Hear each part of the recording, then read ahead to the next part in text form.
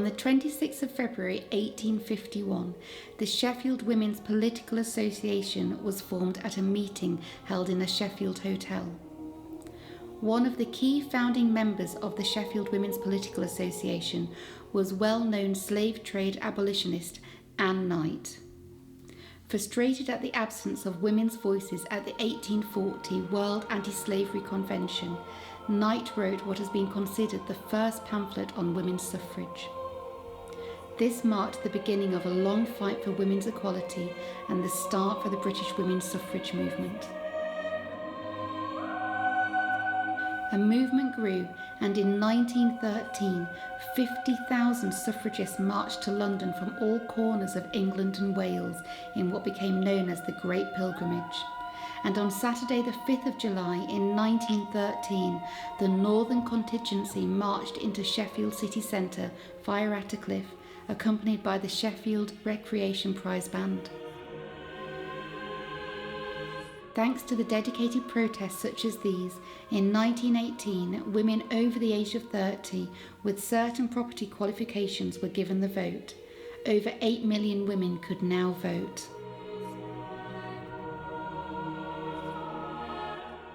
Ten years later, in 1928, women were finally granted equal suffrage. They were enfranchised on the same terms as men. Since then, female representation in politics has come a long way, with only one female MP in 1919.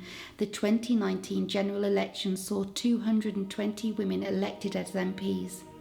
The last 100 years have seen women reach numerous legal and political milestones. This representation has had a tangible impact on the lives of women in Britain. For example, in 1970, the Equal Pay Act was passed. In 1986, statutory maternity pay was introduced, and by 1993, equality between women and men in higher education enrolment was achieved. However, as Caroline Criado Perez has noted, 75% of global unpaid work is done by women. As of 2019, the gender pay gap stood at 17.3% based on median gross hourly earnings. Therefore, while women were granted the vote in 1918, the fight for equality continues. Women's Movement 100 is a dance for film project taking 100 women from communities across the north of England, addressing issues surrounding the women's suffrage movement. Working in dance, your motivation and creativity derives from all sorts of scenarios, but this time I wanted to explore the concept of collaborating with academics, giving artistic form and movement to their research. The movement within the movement, let's explore it a little. I wanted to portray a movement not just within the traditional sense of moving, but taking a stance, forming a collective, a gathering, a sense of uprising, and articulate a strength of controlled empowerment to women through unity, but also from the direction of the political mobilisation of women for political rights. This growth and drive of women uniting and fighting for and asserting their rights, their needs, their dreams, but most importantly, their futures. Within the choreography, you see insights into the struggles of life, the subservient learned behavioural characteristics of women, the labouring body and the complex pathways and fights endured by so many.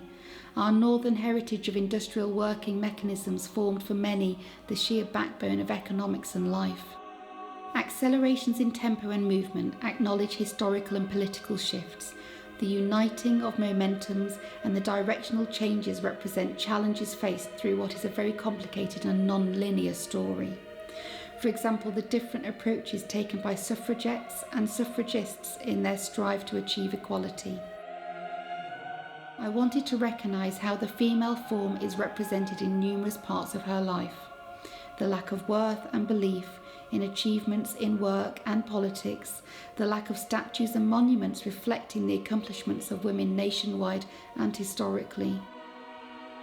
While women have made huge progress, we still have a long way to go. There remains a large disparity in a wide variety of different sectors and ways of life.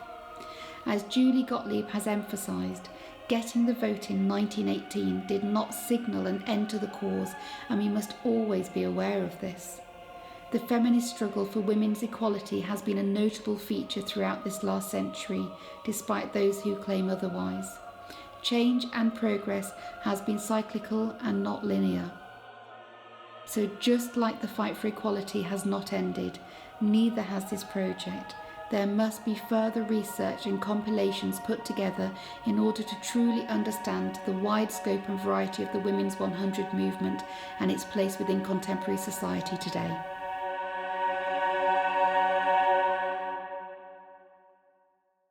I'm Freddie Garland of 10 Foot Dance Company, and this is Women's Movement 100, Angels of the North.